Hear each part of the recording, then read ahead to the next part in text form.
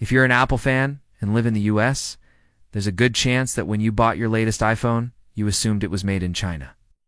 It's no secret that almost all of Apple's products are manufactured overseas, which has been the case for decades. But guess what? That isn't actually true. There is one Apple product that can be found being made in America. But because it's such a well-kept secret, very few people know about it or have ever seen it before. In this video, we're going to talk about Apple's top-secret factory located right here in the United States, where they build some special iPhones for very special people. But first, like this video if you love tech and want to hear more about Apple's biggest secrets. Also, stick around until the end, because we have a mystery gift for those who watch until the end. Now let's begin. In January of 2017, an investigative journalist named Ken Klippenstein published an article that would forever change the way we think about Apple manufacturing. He had just gotten his hands on leaked internal documents from a company called Flex, who at the time was Apple's main supplier for assembling MacBooks. The documents revealed that Flex had a secret multi-million-dollar facility in Texas, where they assembled MacBooks and other Apple products. This raised a lot of questions and conspiracies. How could such a large operation be kept a secret for so long? Why did Apple choose to keep it a secret? Why did they stop? These questions were never answered. But what we do know is that this secret factory played a significant role in building iPhones for over a decade, though Apple does not currently manufacture any products in the United States. It was on this way when the iPhone first launched in 2007.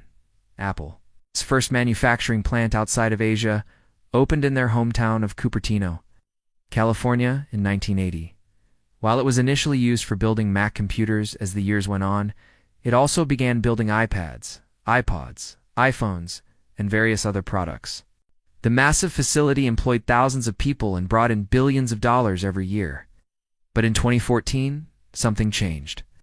With the launch of iOS 8, Apple announced that all future iPhone models will exclusively use a new type of SIM card that would only work with carrier partners. This move forced wireless carriers to begin investing heavily in nationwide infrastructure to support the new standard, which resulted in millions of customers switching to the new LTE network. In fact, by 2016, over 100 million Americans were using these new SIM cards, accounting for nearly half of the country's entire population. This meant that Apple could now sell unlocked iPhones directly to consumers through their online store, without having to worry about whether or not they work with a particular carrier. Suddenly, Apple's retail stores became the single biggest sales channel for iPhones, surpassing even Walmart. To accommodate the shift, Apple closed their manufacturing facilities in California and began shipping them in from China. Although Apple didn't make a public announcement about the closure, rumors suggested that it had to do with rising labor costs in California. However, this was only part of the story. As it turns out, there was much more to the closure than just economics.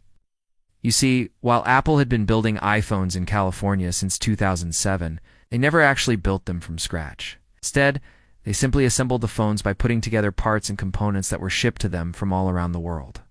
For example, Samsung supplied the screens and cameras, while Cirrus Logic provided the chips that processed the sound. As a result, there were dozens of different parts and components coming from dozens of different countries. This made it extremely difficult to keep production moving smoothly and on schedule. There were always delays and setbacks, which caused major problems for Apple. For example, in 2013, a fire at a supplier's factory in Taiwan caused a shortage of camera lenses, which in turn caused delays in the iPhone 5 South release. Or in 2014, a labor dispute at a supplier's factory in South Korea caused a shortage of memory chips, which in turn caused delays in the iPhone 6 release. These types of problems were costing Apple millions of dollars every year. So in order to fix it, they decided to move production to a single factory in China, where everything was already built for them. This meant that instead of dealing with dozens of suppliers from all around the world, Apple only had to deal with one supplier in China. It also meant that they no longer had to worry about production delays caused by things like fires and labor disputes. However, this came with a big downside because now if anything went wrong at this one factory in China, it would cause a major problem for Apple.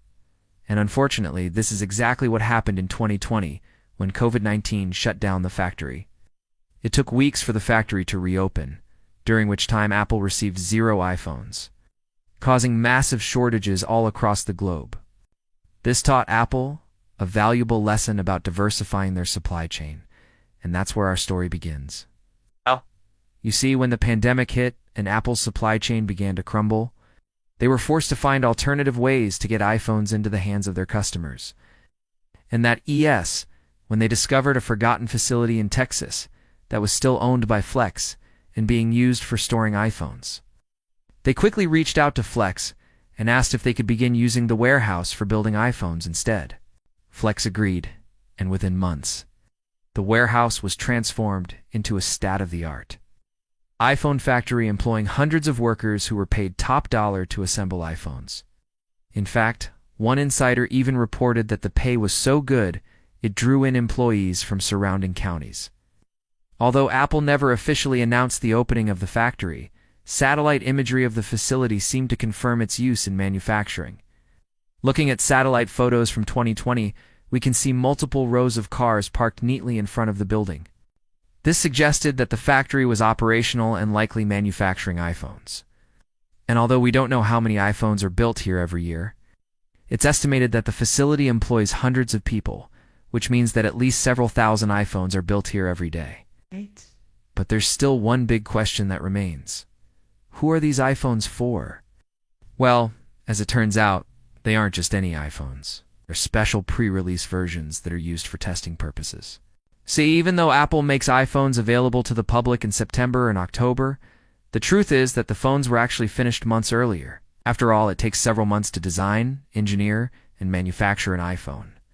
So that raises the question, where do the engineers test the phones before they're released to the public? Well, as it turns out, they test them in this secret factory in Texas. Once the phones are assembled, they're then sent to Apple's headquarters in Cupertino for final testing and certification. At this stage, Apple's engineers thoroughly test the phones to ensure they meet Apple's standards and are ready for mass production. They also work closely with cellular carriers to ensure that the phones are compatible with carrier networks. If the phones pass the tests, they're then certified and given the green light for mass production. The secret Texas factory plays a critical role in ensuring that Apple's flagship products are thoroughly tested and certified before being released to the public.